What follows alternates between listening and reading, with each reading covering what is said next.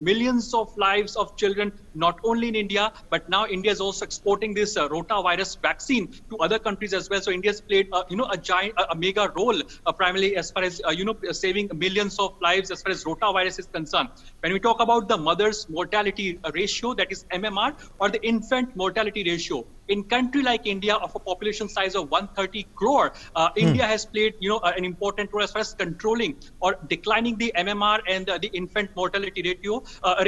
So yes, India has played a significant role as far as combating the diseases are concerned. And now, when we talk about 2020, the global pandemic or the COVID-19 is primarily a biggest challenge that the humankind has ever faced, and that's the reason how can global collaborations can take place, how can innovation be in place, so that via innovations, the scientists, the researchers, the academicians, the professors, the best practices can be implemented, so that a better healthcare infrastructure can be in place to fight against COVID-19. Right. And in that direction, the Prime Minister's vision in today's address will be very much significant, Amrit.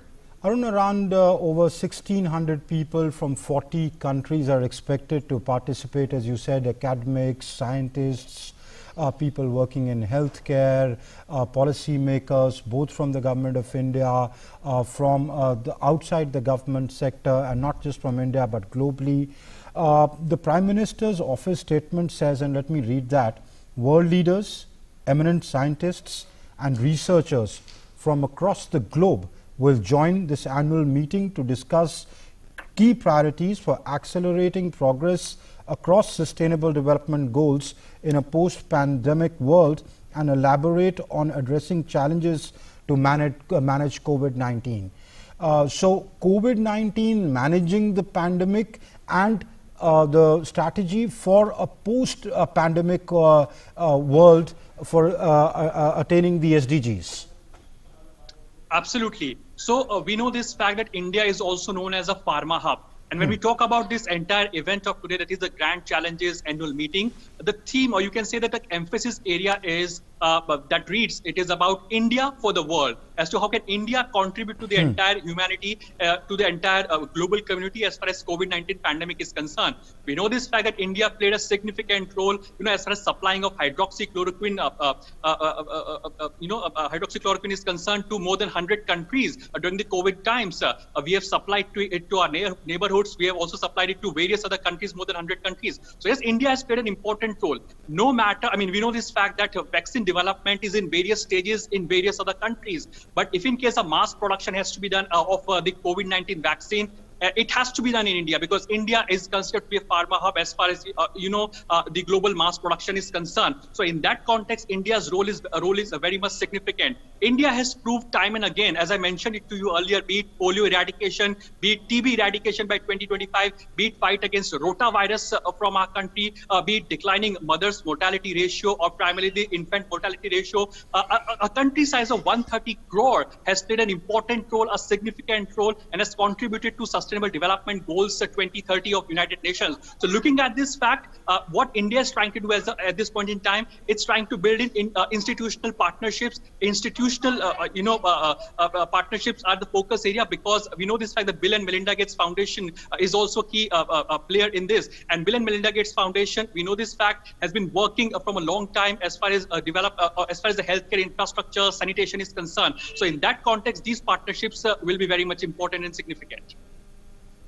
All right, Arun, also tell us, when these scientists converge, and virtually though, and discuss the strategies, do they just keep it to, build infrastructure and development, or do they talk about, agriculture, nutrition, sanitation, and other topics? All right, so Amrit, everything is interrelated. When we talk about agriculture part, we talk about sanitation part, we talk about healthcare part, everything is related. For a portion of primarily nutrition food, it is very much important that we go ahead and,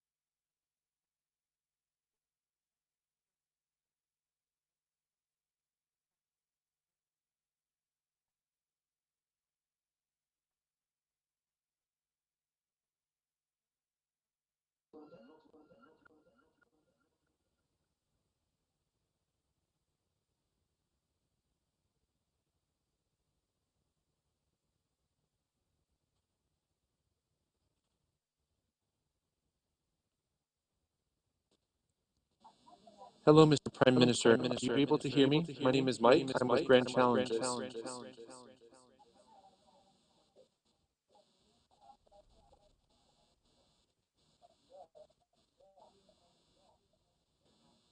Mr. Prime Minister, if you could please speak, we would like to be able to hear your audio.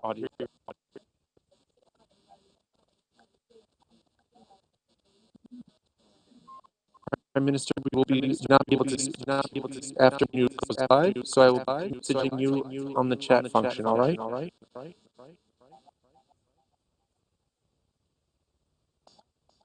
For new, Dr. Swarth, you're going live in 1 minute. Kadesh will be closing. We will then be putting your digital slide up on camera. I will point to you when you're ready to go.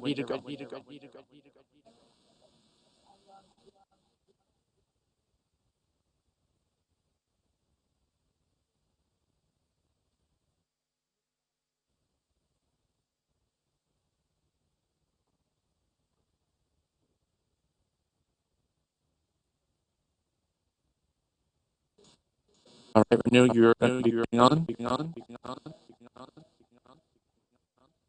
Part of the meeting in is what 15 happens when seconds. it's over. The actions we all take, the impact you make based on the ideas you're exposed to, the people you meet, and the opportunities you identify. COVID-19 is a reminder we're all in this together. As long as we get support from a world that has learned that most important lesson of the pandemic, we will harness scientific advances to build a better future for everyone. Thank you so much. Always an honor to host you and enjoy the meeting.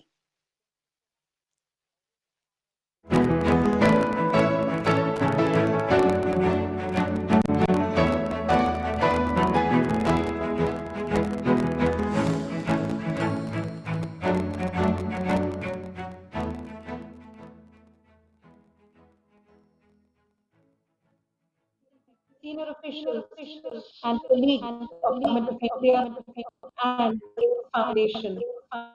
Challenges partners, delegates in India. It gives me great pleasure to you all. Ms. Gates, Ms. Melinda Gates, Excellencies, senior officials and colleagues of Government of India and the Foundation. Challenges partners, delegates in India. It gives me great pleasure to be on behalf of Government of India as a co-host, along with the Bill and Melinda Gates Foundation, Challenges Annual Meeting 2020. When we met in 19, we were looking for in India in October this year for this meeting. The pandemic changed it all. We are meeting, but we are meeting virtually.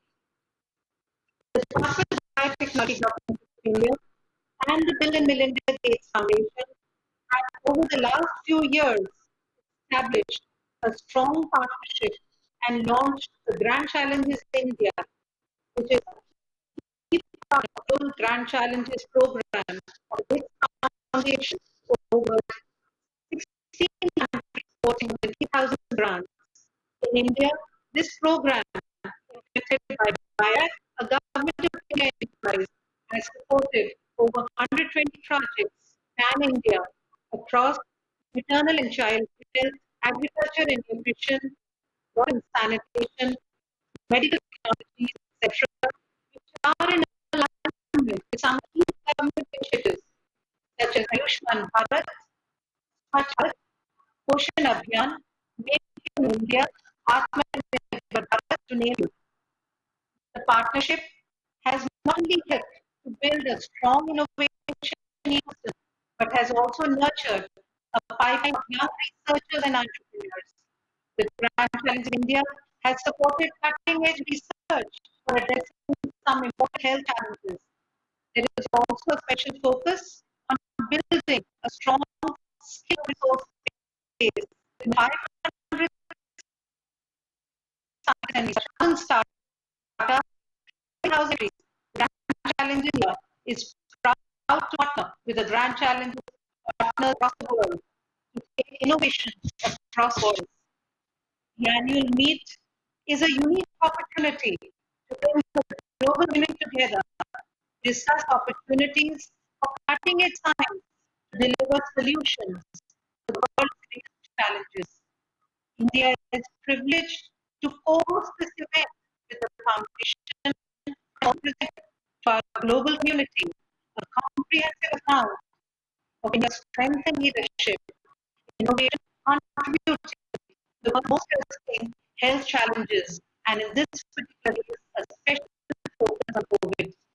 This pandemic has brought before us the strength of global partnerships, and the Business India is committed to fostering these partnerships to accelerate important solutions for India and the world. Under Prime Minister, sir, your vision and guidance for our research community to take science missions to society are the key principles around which the Grand Challenges program is anchored. This meets with the participation of more than 1,700 delegates from 75 countries will collectively build a strong roadmap for equitable access to affordable innovation. Thank you very much.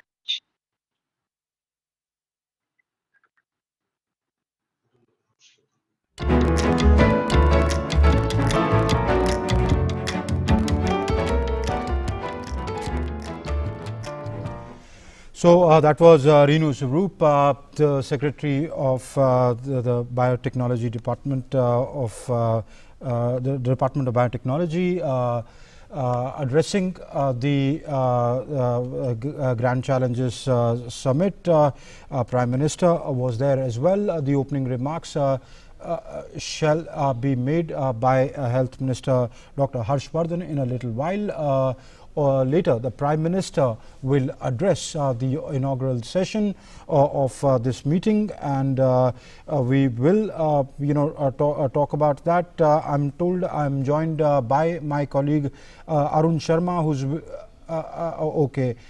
So this Grand Challenges meet that the Prime Minister will be addressing is being held in collaboration with the Bill and Melinda Gates Foundation. The Grand Challenges annual meeting for the last 15 years has been fostering international innovation and collaborations to address the biggest challenges in health and development. The framing of this year's theme is India for the World, especially with the emphasis on COVID-19. About over 1,600 scientists and researchers from around 40 countries will be joining in this 3-day virtual meet where they shall be discussing the strategies of dealing with the pandemic, India's contribution to the in managing the pandemic, the post-pandemic world, and how to achieve the sustainable development goals.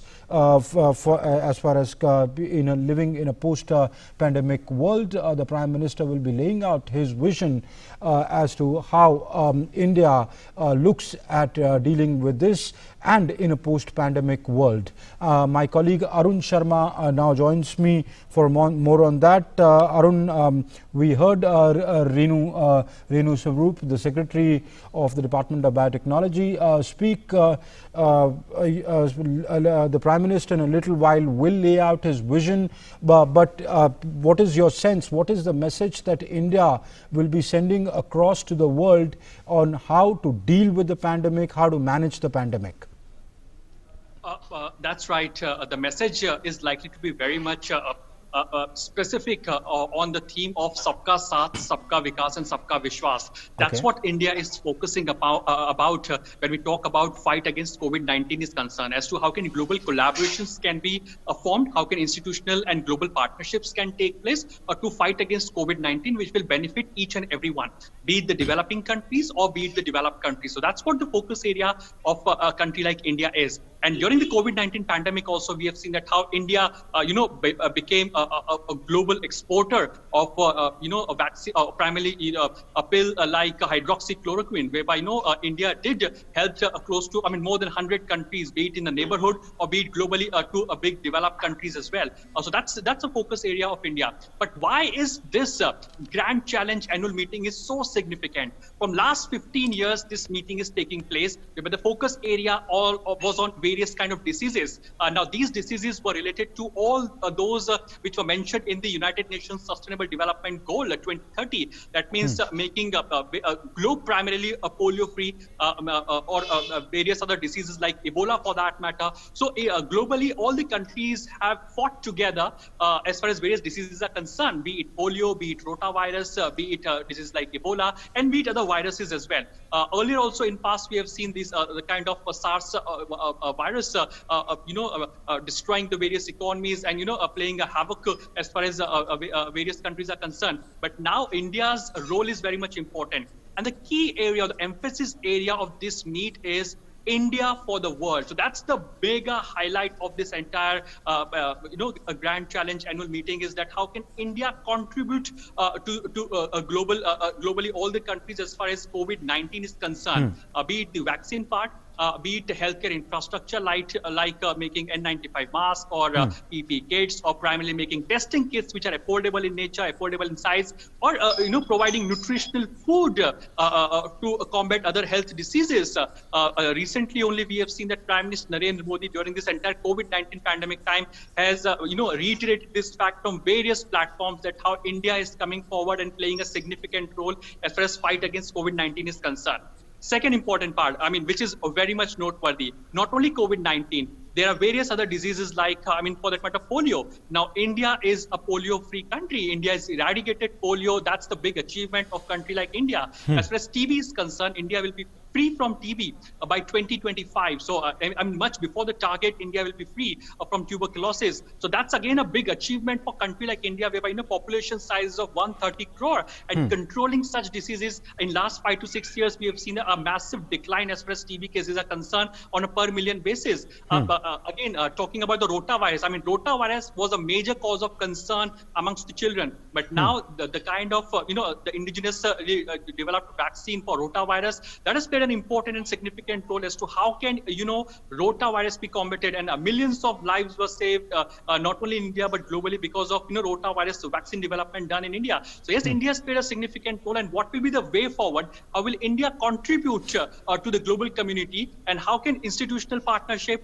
global partnerships can play an important role as far as, forming healthcare infrastructure, providing healthcare facilities, be it vaccine or be it other healthcare facilities. So that's an important part. And how can innovations play an important role, because innovation is the need of the hour. So how can various best practices in various other countries can be brought in, and how can global partnerships can be formed to foster, the healthcare facilities, so that, the people, the poor, primarily in underdeveloped countries, in developing countries, also can benefit from this global and institutional partnership. So that's the key focus area, and Prime Minister Narendra Modi's vision in that context will be very much important.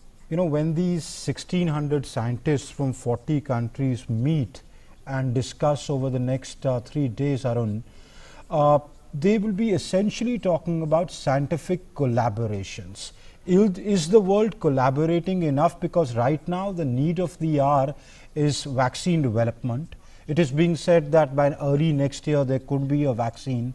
Then the question will turn to how will you distribute, how will you administer that vaccine. So when these healthcare professionals, when these scientists, researchers meet, will they deliberate upon all these topics you spoke about, sustainable development goals and a post-pandemic world? Yes, all that is there, but right now the focus that the whole world, the problem staring in the face of the whole world right now is how to deal with something which has struck us suddenly and caused so much devastation around the world. And countries are in many ways are being lone runners. America has seen so many deaths. India is dealing with test, track, treat. So right now we are managing the pandemic. Once there is a cure for it, how to collaborate for the cure, and once there is a cure for it, how to actually ensure the cure reaches people. Oh, absolutely. So yes, there is the two-tier strategy as far as fight. And sometimes people think that may be the way to get advances in all areas of science, including medicine. They have an image of breakthroughs being made just in the lab, and that work is very important.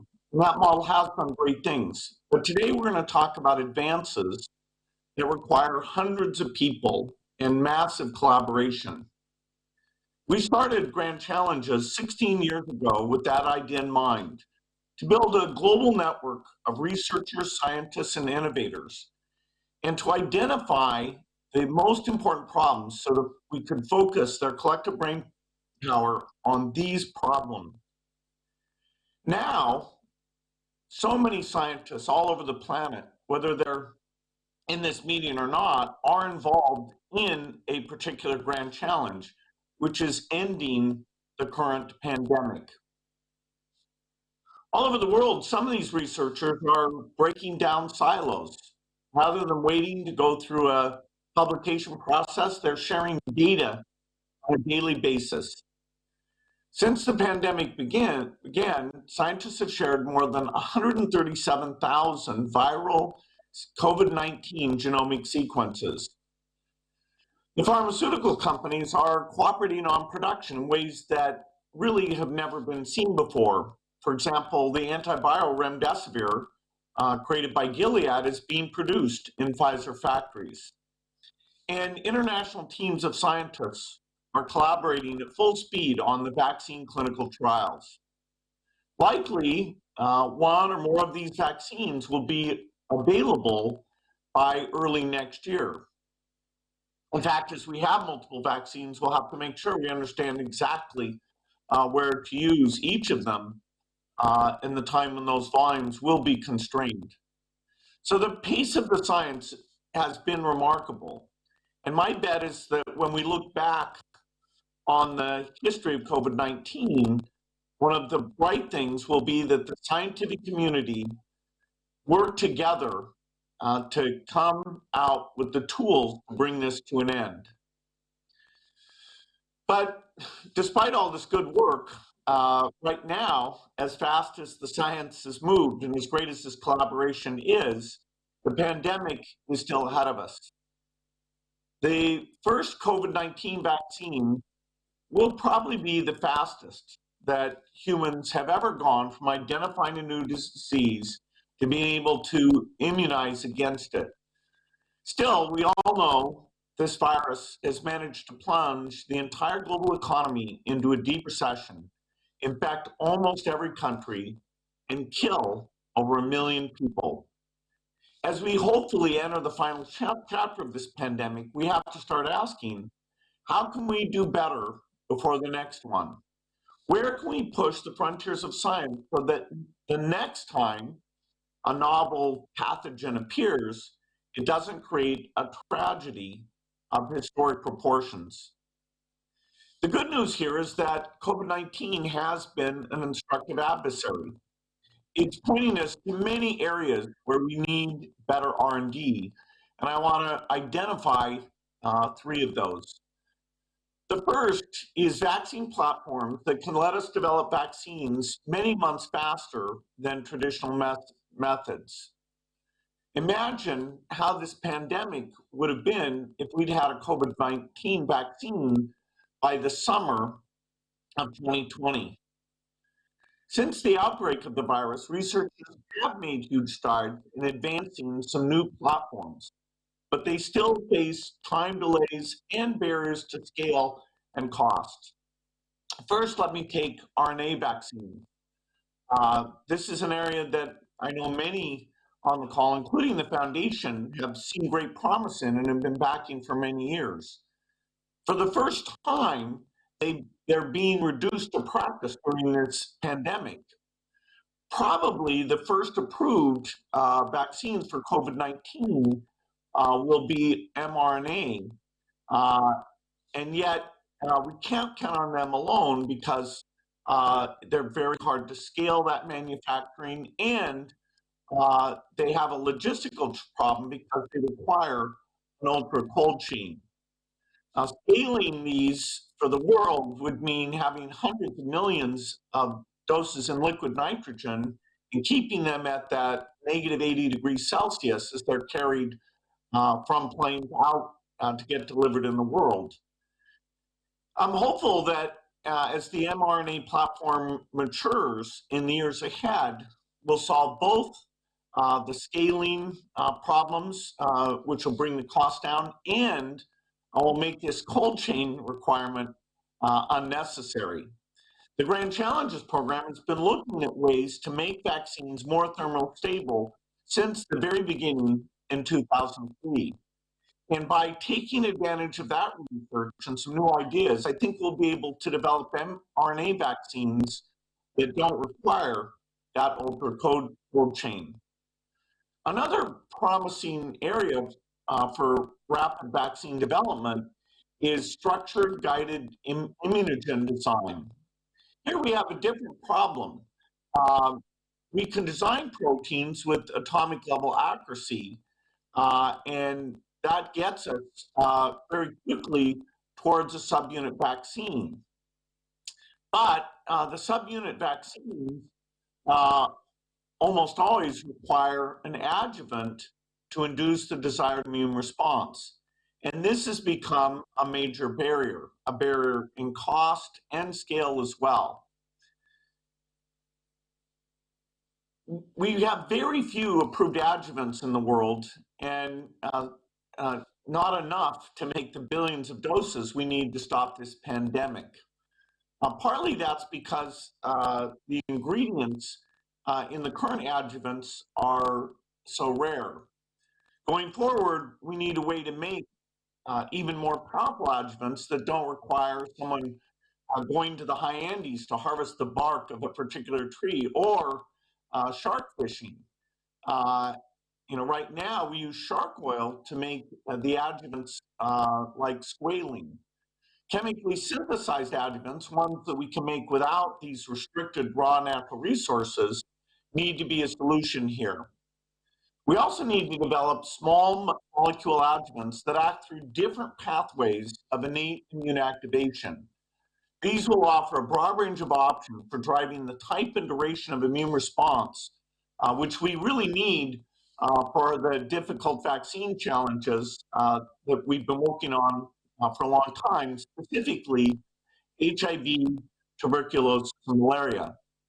So more risk is required to advance new adjuvants, and I do think we can make huge progress on this in the next 5 years. The second area that's very important is monoclonal antibodies. This is an area where we also need more research. Platforms for generating, isolating, and analyzing monoclonals have come a long way, and we're seeing that during COVID-19. It's month 10 of the pandemic, and we're already getting some efficacy data in humans. And compared to the past, that's incredibly fast. Still, monoclonals also face challenges in the time delay to get to scale, as they're currently manufactured with mammalian cells. It takes many months to go from the seed to high-scale manufacturing. But it's possible that different production approaches, using perhaps fungal cells or plants, we could see a 5-fold reduction in that production lead time. And there may even be different ways to produce monoclonal that are cheaper and faster. Nucleic delivery platforms have the potential for accelerating response times even more. And this is an approach I'm personally quite excited about, because it would eliminate that step of having to make the antibody proteins and instead just use the body, given the genetic sequence, to make the antibodies itself. And so once you're dosed, would become the monoclonal factory.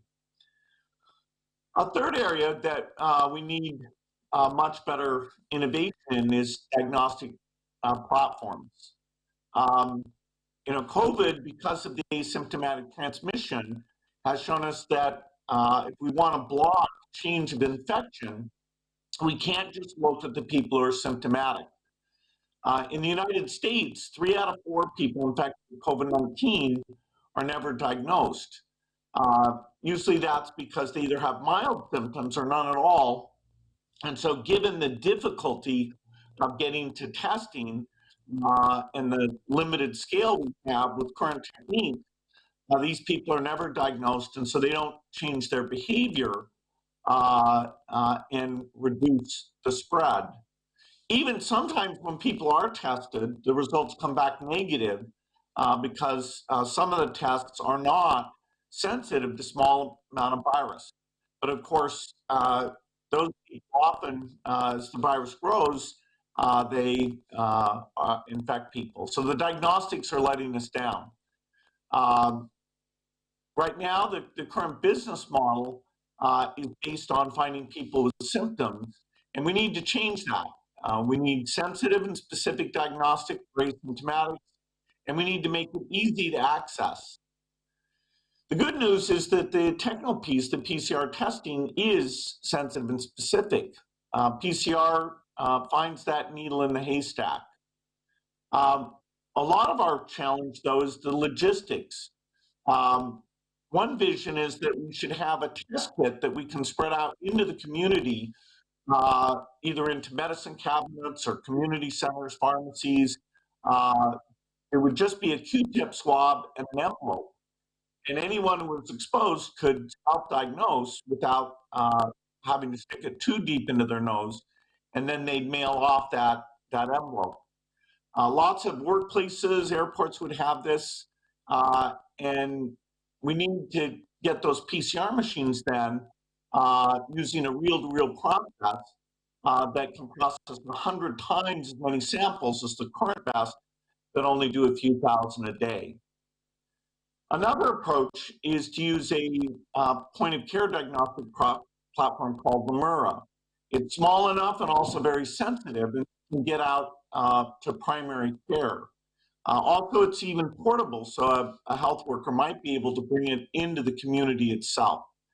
So diagnostics is another key area that we need to be far better next time around. I'm optimistic that given the scale of this pandemic, although we weren't ready this time, we'll learn from our mistakes and do far better in the future.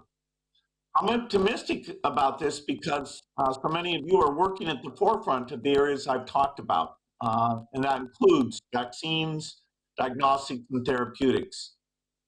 For this whole 16 years, the Grand Challenge community has joined forces to apply the best science to the world's most important problems.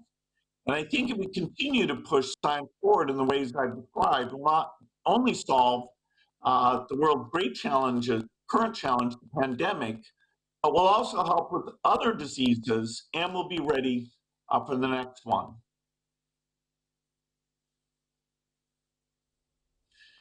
With that,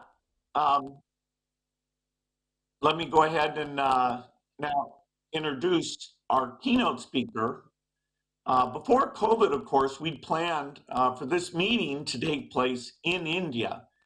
And India's very inspiring because it's made huge strides in improving the health of its people over the past 2 decades. And now, India's research and manufacturing capacity will be critical to fighting COVID-19, especially when it comes to making vaccines at large scale. To speak more about the country's role in advancing health R&D, I'm pleased to introduce Prime Minister Modi. Welcome to Grand Challenges, Prime Minister. Our foundation is grateful to partner with your government to improve public health in India and around the world. We look forward to what you have to say.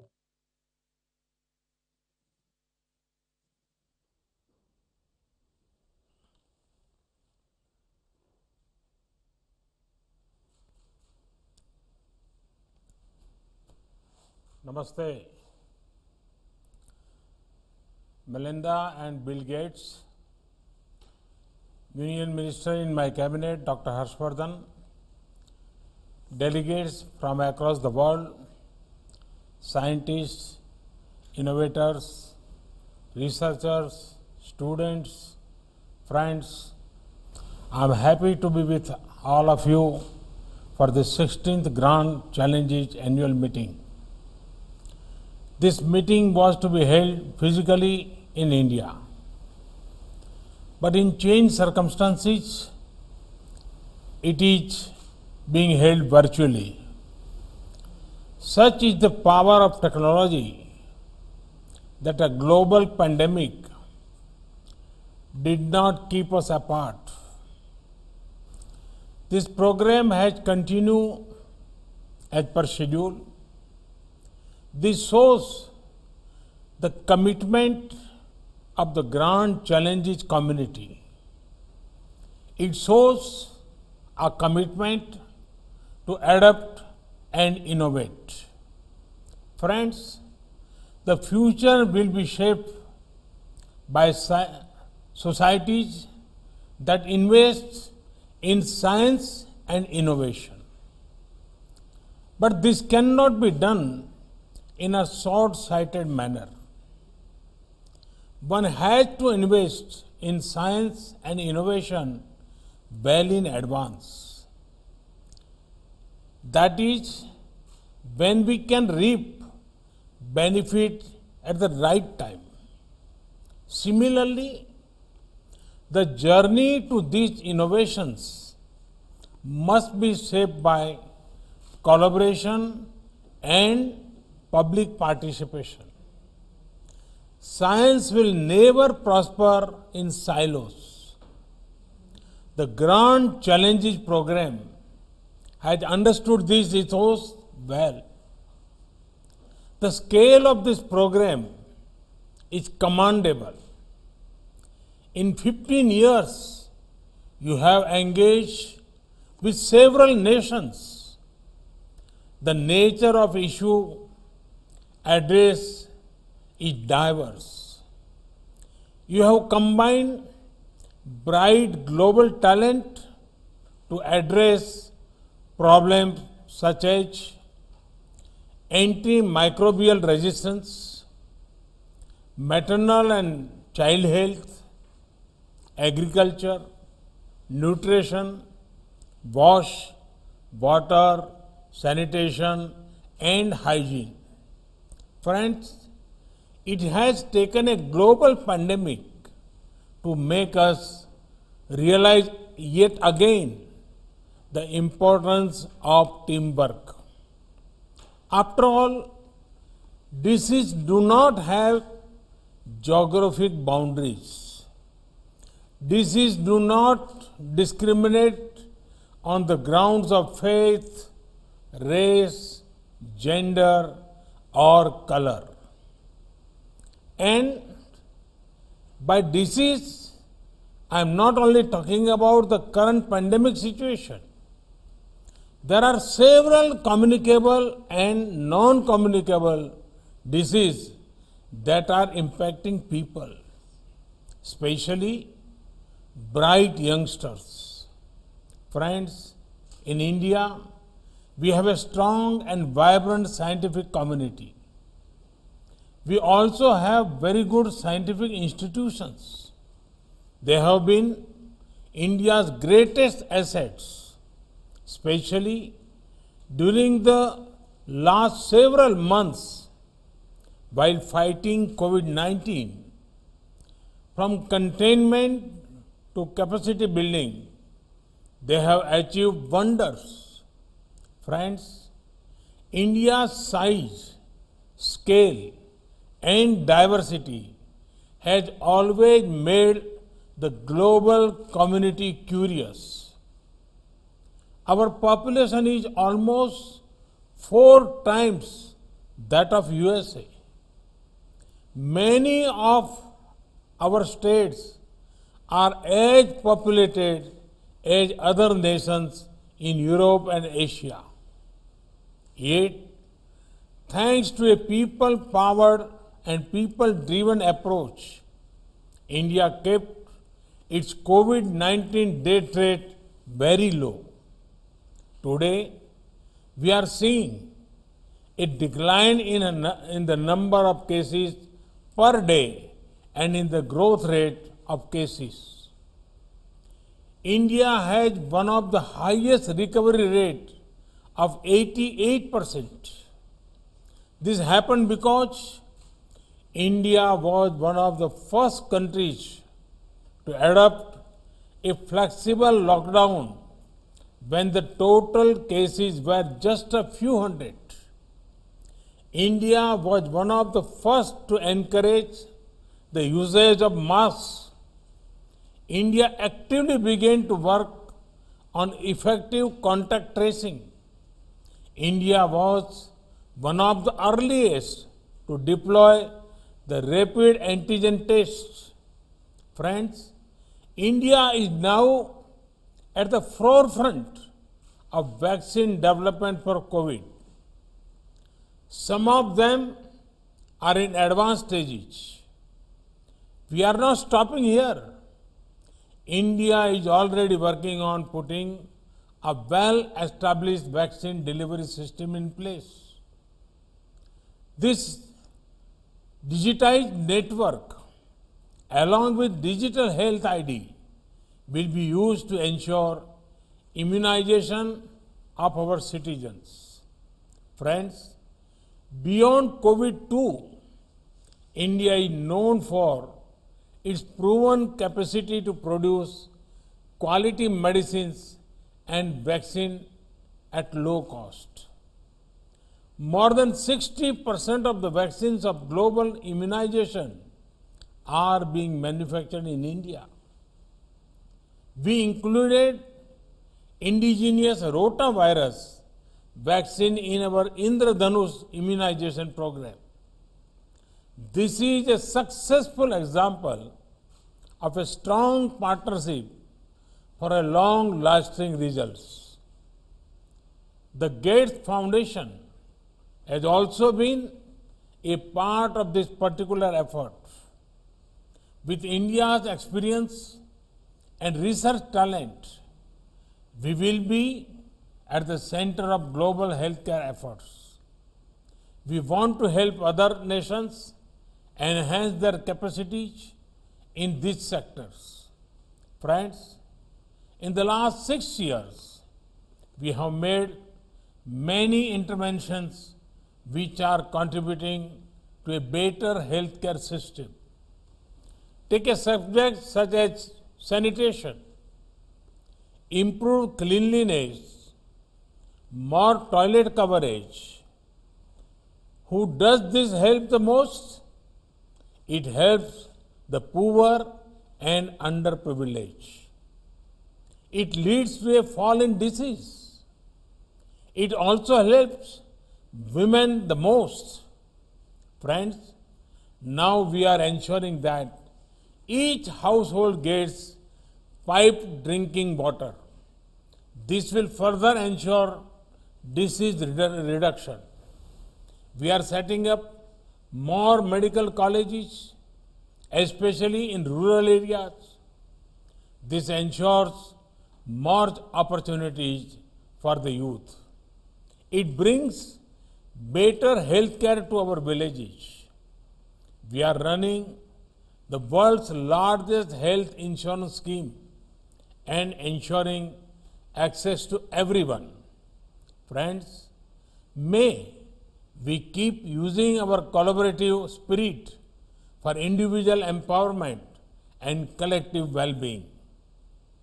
The Gates Foundation and several other organizations are doing wonderful work. I wish you all fruitful and productive discussions over the next 3 days. I hope to see many exciting and encouraging new solutions coming out from this grand challenging platform. May these efforts further a human-centric approach to development. May they also give our youth the opportunities to be thought leaders for a brighter future. Once again, I thank the organizers for inviting me. Thank you. Thank you very much.